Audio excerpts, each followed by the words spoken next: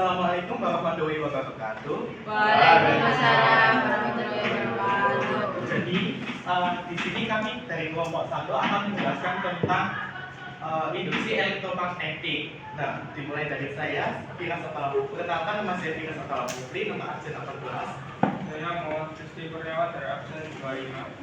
Saya Novita Andani, absen 29. Saya Najwa Akil dari absen 28. Saya Sofia Nusida dari absen 33. Saya Subisya Dewataya dari absen 23. Nah, di sini kita akan belajar tentang induksi elektromagnetik. Nah, untuk induksi elektromagnetik itu induksi elektromagnetik sendiri adalah arus listrik yang ditimbulkan oleh perubahan medan magnet atau flux magnetnya. Nah, dalam artian induksi elektromagnetik itu kan kalau di bab sebelumnya kan kita sudah mempelajari kan tentang induksi magnet. Nah, menurut penemuannya Christian Auster itu kan menemukan bahwa arus listrik itu dapat menimbulkan medan magnet. Nah, kalau sekarang itu berbeda teman-teman. Induksi elektromagnetik itu berbeda. Melainkan medan magnetnya itu yang dapat menimbulkan atau menghasilkan listrik. Jadi induksi elektromagnetik itu adalah saat medan magnetnya itu didekatkan pada kumparannya tadi atau magnetnya. Medan magnetnya itu didekatkan pada kumparannya, dia itu dapat menghasilkan listrik. Nah, di sini kita akan mempelajari tentang itu.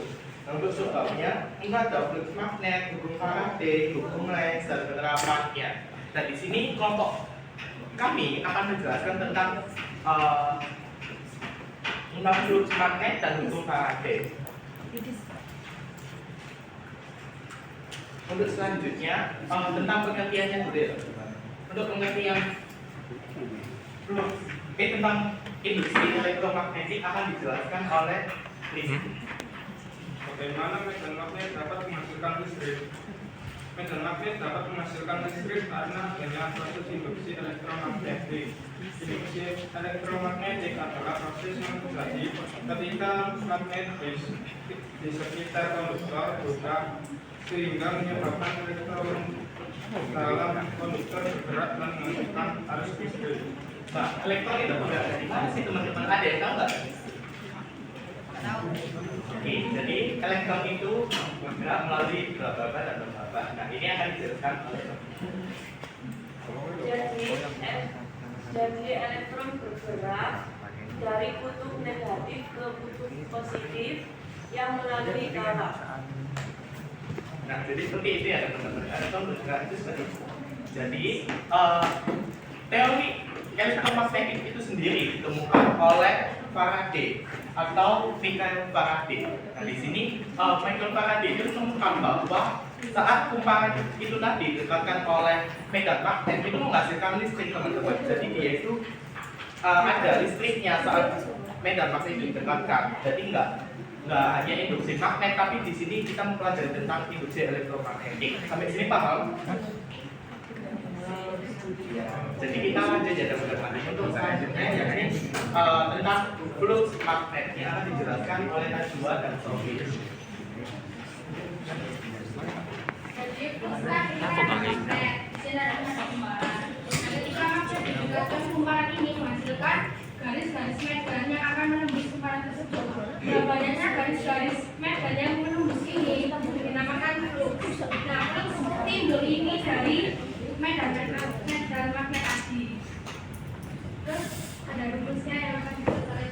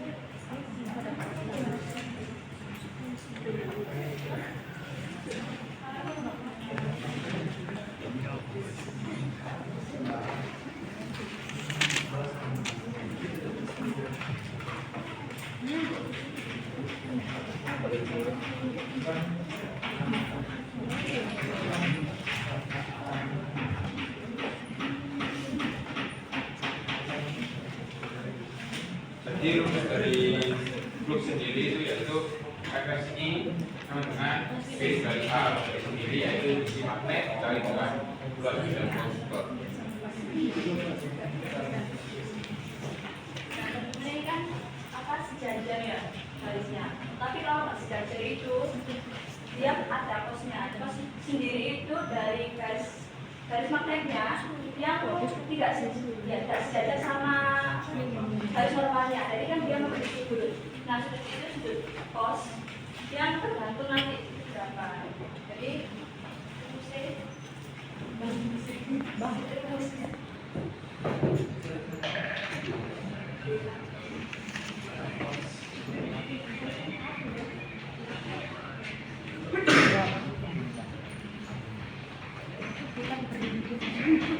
nah, kenapa kok maksudnya karena kok vaksin, karena kok apa? Karena di sudutnya itu kan nggak ada ikan, kos sami. Nah, kalau tandemi terus sin Sinikan desa. cerita desa, sisi kan kita kan nggak tahu depannya berapa, makanya kita pakai kos dari samping dan tidak ada. Nah, sampai ke sini teman-teman paham nggak yang dijelaskan oleh teman-teman kita tadi? Nah, jadi saya ingin tambahkan ini, teman-teman. Jadi Michael Faraday ini kan menemukan tentang teorinya tadi.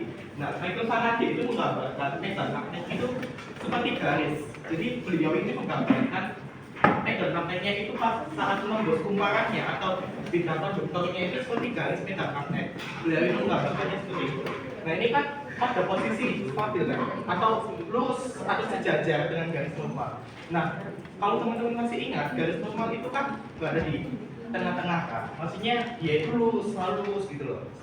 Nah, makanya ini kan pada saat posisi lurus, makanya dia itu rumusnya B kali A atau medan magnet atau induksi magnet kata lainnya. Sedangkan A itu luas bidang konduktor atau kumparan, ya atau itu langsung bentuknya. Nah, ini tuh persis atau satuannya untuk melambangkan rumus flux magnetnya itu sendiri.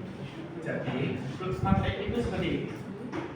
Nah, apabila untuk yang cos theta ini tadi kan rumusnya si B kali A kali cos theta. Kenapa rumusnya seperti ini? Nah, tadi kan sudah dijelaskan oleh teman saya tadi, yaitu Sophie. Tadi kan dijelaskan kenapa kok ini menghasilkan cos theta, kenapa nggak pakai sin, kenapa nggak pakai k?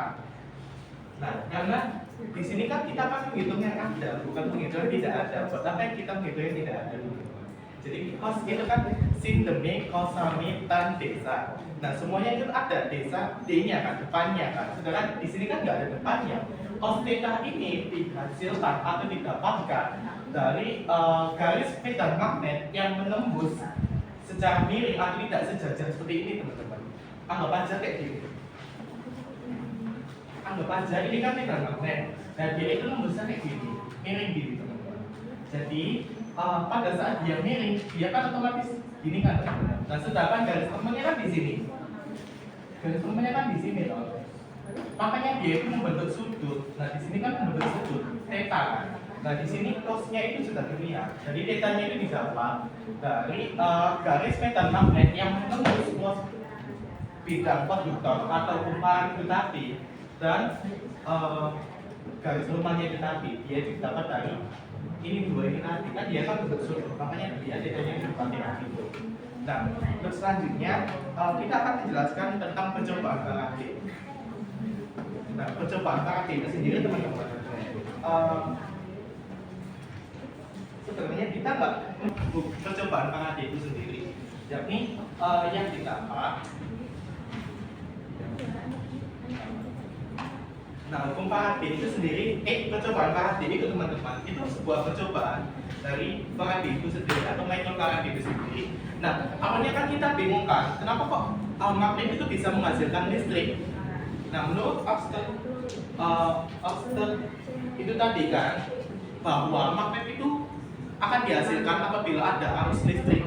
Nah, sekarang itu Michael Faraday ternyata menemukan hal-hal yang baru. Ternyata beliau itu menemukan tentang teori induksi elektromagnetik. Nah, beliau itu berpikir kalau atau menemukan bahwa pada saat magnetnya ini tadi dekatkan pada kumparannya ini tadi atau konduktornya, dia itu menghasilkan listrik teman-teman. Nah, jadi gimana caranya dia mengontrolkan dari listrik? Dia itu memasang galvanometer di sini.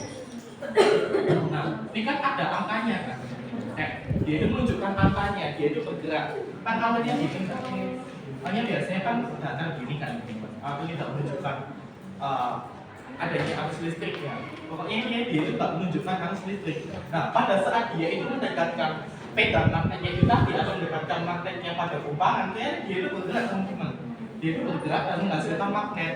Nah, di sini Michael Faraday menemukan teori yang baru, yakni induksi elektromagnetik. Nah, seperti itu. Untuk rumusnya, kan dituliskan oleh teman saya.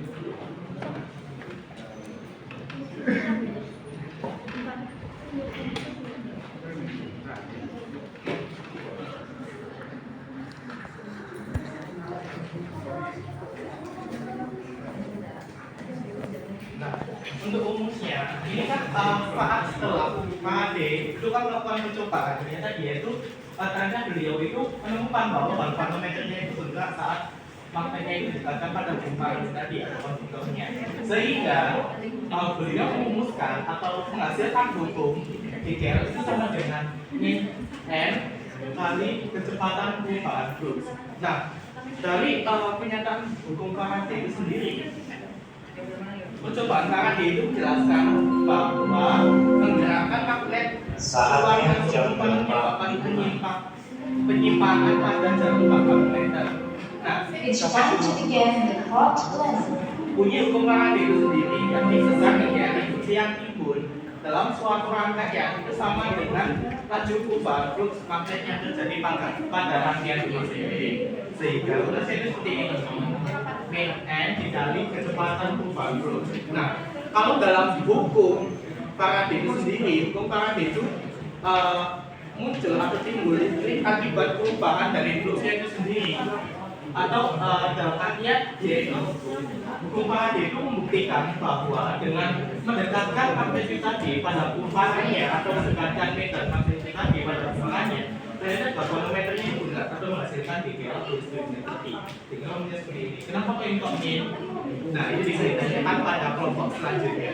Karena kita di sini menjelaskan tentang flux magnet dan si hukum tentang percobaan Faraday, bukan tentang hukumnya. Ini rumusnya sebagai bocoran aja. Jadi nanti kalian bisa tanya, kenapa ini min? Kenapa ini kok rumusnya seperti ini? Nah, ini apa? Kalian bisa tanyakan di kelompok selanjutnya.